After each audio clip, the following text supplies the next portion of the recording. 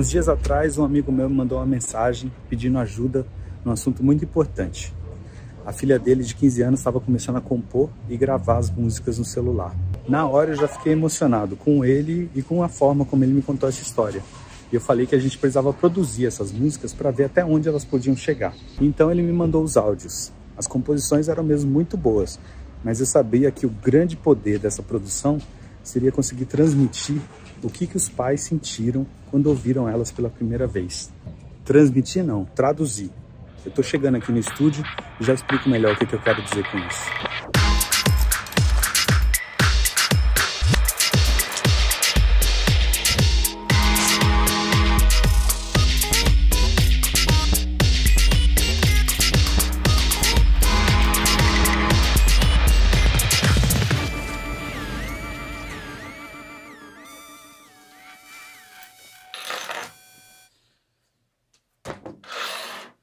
A produção musical é uma denominação que abrange muitas áreas de trabalho relacionadas à música.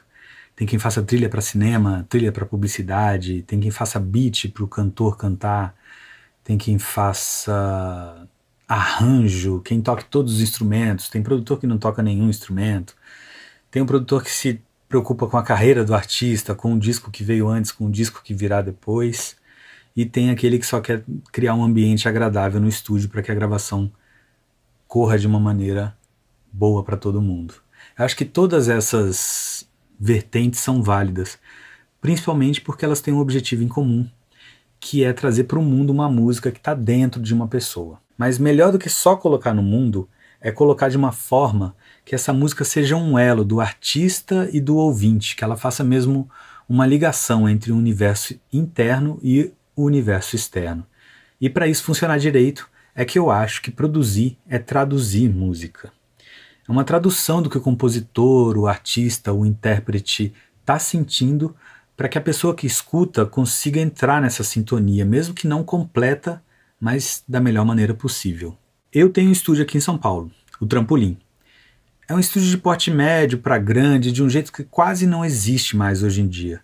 Mas para produzir música não é preciso ter um estúdio desse tamanho. Nem desse tamanho. Essa aqui é a nossa sala técnica. Para começar a produzir uma música não precisa de um monte de equipamento, um monte de microfones, computadores. Para começar a produzir música você precisa dos ouvidos funcionando bem e do que está entre eles também. Para traduzir um texto, a primeira coisa que a gente precisa saber é qual idioma em que esse texto foi escrito. Então, para começar, você precisa ouvir a música e saber de onde ela vem, por que ela existe. Recentemente, eu tenho produzido algumas músicas de uma cantora e compositora aqui de São Paulo, a Vivi Rocha. E como a gente já está fazendo isso há um bom tempo, a Vivi criou um hábito de sempre me mandar as músicas novas que ela tem composto. E ela me manda assim, acabou de compor, gravou no celular e me envia. Isso para mim está sendo ótimo, não só porque eu estou ouvindo muita música boa com muita frequência, mas também porque eu estou tendo a possibilidade de enxergar o desenvolvimento de composição dela e conversar com ela sobre isso. A Vivi estava numa série de músicas super complicadas, rebuscadas, com melodias difíceis, muito bonitas, mas que acabam sendo também um pouco difíceis de ouvir, né? Acontece. Então eu aproveitei a nossa intimidade e falei, Vivi, você consegue fazer uma música bem simples aí, pra gente ver como é que sai? Porque depois que uma pessoa já faz esse loop inteiro de complexidades, é muito interessante ver como é que sai o simples, né? E ela, que é ótima compositora e também uma pessoa que adora desafios, me respondeu uns 2 dias depois com uma música nova. Ava, boa tarde! Você me desafiou a fazer uma música simples, com muito texto, sem ter aqui, fiz, tá? Tô te mandando, resgatei uma história antiga e fiz em Dó maior. Dó maior, pra ser o mais simples possível. Vamos ver o que você acha, depois você me fala. Foi numa nota da revista Marie Claire que começou toda essa história que chegou aqui. Talvez o telemarketing quisesse muito vender uma revista e a minha avó tivesse muito a fim de comprar pra deixar, quem sabe, pra mim.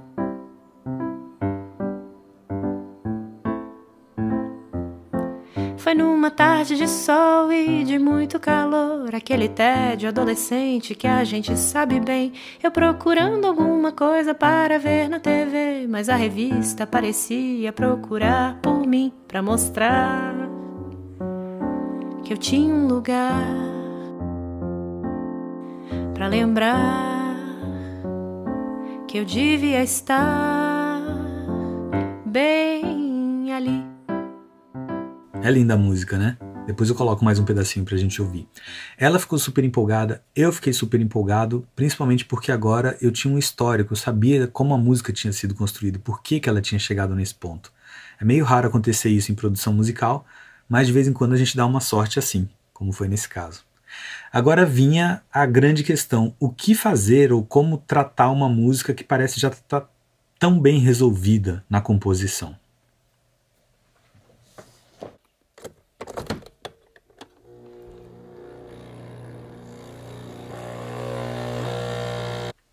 Então agora a gente chega num novo momento desse movimento de tradução, que é o que eu estou chamando da produção musical, que é entender qual a mensagem que a gente está querendo passar. Eu costumo conversar bastante sobre a música, sobre a composição e sobre a razão dela estar sendo gravada, mais até do que o necessário às vezes, mas é porque eu procuro encontrar um sentido, tanto para o artista quanto para mim, que seja um guia para essa produção. Então, para essa música, conversando com a Vivi, a gente chegou num lugar de tentar pensar sobre os pequenos detalhes que fazem a gente se transformar em quem a gente é. No entendimento da família na infância, num ambiente meio nostálgico, assim. E também a gente conversou também sobre deixar a música um pouco mais dançante. E eu lembro de, ao ouvir a primeira vez, sentir alguns trechos de pausa muito longas que estavam me incomodando. Então já era uma construção da onde a gente podia partir, já era uma ideia inicial para onde a gente podia levar essa produção.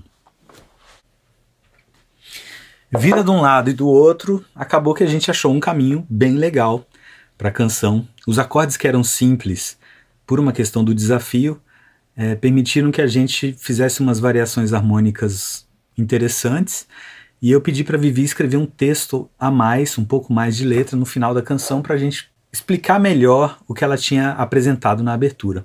Eu coloquei alguns micro detalhes no decorrer da música para exemplificar melhor também o que a gente discutiu antes da música começar a ser produzida. Essa música já foi lançada, tem um clipe lindo e chama Um Recado Pra Mim. Você pode procurar para assistir esse vídeo, ouvir a música e me dizer se essa tradução deu certo. Eu vou colocar um trechinho dela aqui agora. Tem dia que é assim, eu fico aqui pensando no que teria sido se não fosse aquela tarde de sol, ou se minha avó talvez tivesse finalmente desistido de comprar tanta revista, afinal, pra quê? O fato é que tem coisa que acontece, a gente nem vê, que muda a vida da gente sem ninguém perceber. E foi aquele dia que me trouxe até você, e quem diria que traria você até mim, pra lembrar que eu tenho um lugar pra cantar, que eu devia estar bem aqui. Fica parecendo aqui que eu mexi bastante na música da Vivi, mas muitas vezes acontece também de não mexer em nada, ou quase nada. Não é uma regra na produção musical, que ela tenha que ser intrusiva. Na verdade é quase o contrário. Tudo que entrou na música, ou tudo que entra nas músicas que eu tento produzir, é o que eu sinto que já está presente na ideia musical inicial. E isso engloba o que eu vinha falando antes, de quem é essa pessoa, qual o seu processo, qual o seu momento na vida. Para mim, a boa produção é a que reflete melhor o próprio artista. Não de uma forma a ser a cópia dele, mas de um momento de vê-lo naquele seu momento musical. Eu tenho um outro bom exemplo aqui para mostrar, que é o da Amanda Zola, uma cantora e compositora de Ribeirão Preto, que me procurou para produzir a primeira faixa que ela gravaria na vida. A Amanda já tinha composto várias músicas nos últimos anos, só que agora ela decidiu que ia entrar em estúdio. E eu acho isso uma responsabilidade enorme, e nesse momento eu achei muito importante entender por que ela me procurou, por que ela procurou o meu estúdio e qual a intenção dela de gravar uma música agora, assim, onde ela gostaria de chegar. É interessante a gente saber isso, para que a produção tenha uma direção certa, desde o começo. A Amanda já tinha a música pronta, ela já tinha a ideia de arranjo na cabeça e ela sabia muito bem o som que ela queria chegar. E assim eu chego aqui na terceira parte desse processo do que é uma tradução, uma produção musical, que é entender para qual público, para qual língua a gente está fazendo essa tradução. Isso é muito importante, saber quem você quer acessar e também saber quais são as outras músicas que vão estar no seu entorno quando a sua música for lançada. Porque isso vai ajudar a definir não só o arranjo, mas também a sonoridade dessa música. Como que vai ser feita a microfonação dos instrumentos, como vai ser feita a captação dessa voz, qual a intenção dessa voz na música e como vai ser finalizada a mixagem e masterização. Então é muito importante você saber com quais músicas essa música vai ser tocada. A Amanda tinha tudo isso muito dentro da cabeça. A música da Amanda fluiu muito naturalmente. Foi só achar os músicos certos, que eu acho que também é muito importante quando não é uma banda que vem para o estúdio. É uma função muito importante do produtor, encontrar os músicos certos para cada música, para cada artista. Nem sempre são os melhores músicos, mas os que têm um som compatível com aquilo que a gente está construindo. Rolou muito fácil com os músicos que a gente escolheu e a música ficou linda, mas ainda assim rolou um episódio bem curioso. Tem um trecho da música que eu resolvi gravar uns pianos, e eu já estava na minha cabeça que eu ia colocar uns delays, uns efeitos em cima. E ela ouviu aquilo e na hora ela falou, olha, eu acho que isso não tem nada a ver. Ela comentou isso e eu pedi para ela, espera só um pouquinho, vamos terminar de gravar isso aqui. No fim ela adorou, o trecho virou uma referência da música toda e a gente saiu tudo feliz. Eu não estou dizendo que tinha alguém certo e alguém errado. O que rolou ali foi que tinha um compartimento secreto dentro da música que ainda não tinha sido aberto. Ele já estava lá e a gente precisava descobrir onde. E depois de aberto, depois de exposto, parecia que sempre fez parte da música.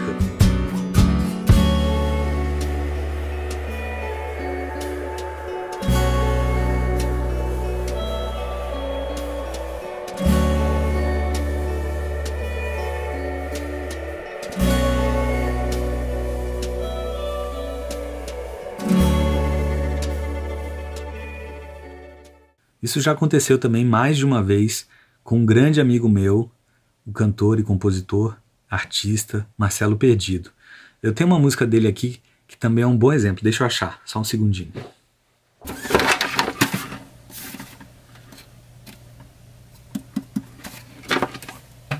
Uma canção nova que entra no disco depois de todas as outras já terem sido gravadas e já estarem no processo de mixagem, que é o caso do que aconteceu com essa, me dá um certo tilt na cabeça, porque eu já estou em outro momento e fica difícil para mim encaixar a música no disco. Então, o que eu procuro fazer é mexer o mínimo possível, assim. No caso dessa, a gente manteve o violão original que ele gravou no WhatsApp mesmo, no celular. Mantivemos vários ruídos que já estavam presentes na música. Eu não sei se a voz foi gravada no celular ou se veio para o estúdio, eu não lembro. Mas eu sei que em casa eu coloquei uns ruídos a mais e gravei um riff que era um sample de rádio, alguma coisa que estava tocando, e aí eu consegui tocar no teclado uma frase melódica. E depois de ouvir algumas vezes, o Perdido me ligou e perguntou se por acaso ele tinha cantado aquela frase para mim em algum momento, porque ela também já estava na cabeça dele para essa música. Ou pelo menos ele sentia isso, né? E o que eu quero dizer com isso é que às vezes já existem na música as intenções e que a gente só precisa puxar elas do fundo e trazer para a superfície para elas ficarem mais claras. E no caso dessa foi bem isso. Eu vou mostrar a frase e ela faz parte da música e parece que sempre fez mesmo.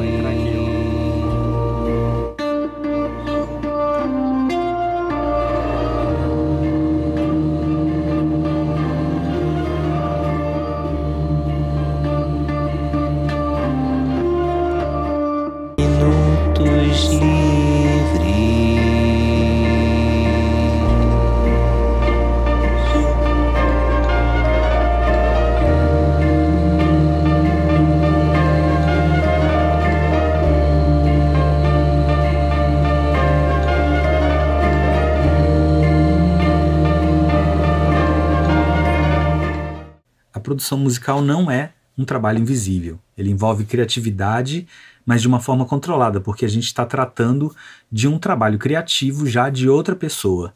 Então, essa função de definição de arranjo, músicos, sonoridades, microfonações, modos de cantar, modos de expor a música, construção do mapa da música, tudo isso tem que ser feito de uma forma que não fira a ideia original, claro. Então, para encontrar esses momentos criativos numa produção musical, eu aceito qualquer tipo de interferência. Interferências dos músicos, que são sempre muito bem-vindas, interferências do artista, é claro, porque ele é que está com o discurso construído, certo? Mas também interferências de possibilidades sonoras avulsas, que às vezes podem soar como uma coincidência ou como sorte até. Se você está lá ouvindo a música pela 10ª vez para entender a estrutura, e aí no fundo, na rua, passa um carro de som tocando alguma coisa que por acaso te remete a algum lugar que tem uma conexão com a música, presta atenção e usa, porque isso é o universo te dando uma chance de reconhecer uma proposta nova, reconhecer uma opção nova de caminho que talvez você, dentro do estúdio ou dentro da sua cabeça, montando essa produção, não ia conseguir encontrar. Por exemplo, eu adoro quando eu ouço uma música pela primeira vez e não entendo muito bem o ritmo ou a harmonia. A gente, como está ouvindo pela primeira vez, ainda se confunde um pouco nos pontos melódicos, e essas primeiras audições são uma possibilidade enorme de ideias criativas. Eu sempre presto muita atenção ao que a gente sente nessa primeira audição. Mesmo que esteja longe de ser a música final, ela tem muitas possibilidades, tem muitos segredos ali nessas primeiras audições que podem ser retomados e podem ser pontos de partida para chegar no que vai ser a produção final dessa música. Já aconteceu de eu copiar um solo de guitarra, um piano, uma parte de piano sendo tocada e colar em outro trecho da música, só que por um erro técnico meu, ela cair num lugar meio compasso depois, e isso ficar maravilhoso. Então a gente tem que dar chance a esse tipo de situação para poder usar como criatividade. Então a gente tem que prestar muita atenção, levar isso em consideração, contar com a sorte, contar com o azar, contar com essas coincidências, mas também estar pronto em ser rápido de tentar identificar o que está em acordo ou desacordo com a canção, para poder descartar e seguir em frente o quanto antes, porque a frequência de erros é muito maior do que a frequência de acertos nessas situações, como vocês devem imaginar, né? Para finalizar, eu vou dar uma repassada aqui nos pontos que eu acho importantes para a gente fazer essa tradução. 1. Procure entender qual é a língua dessa música, por que ela foi escrita, por que ela existe, qual o processo que esse compositor está passando para chegar nessa composição. 2. Procura definir qual vai ser o seu dicionário para fazer essa tradução.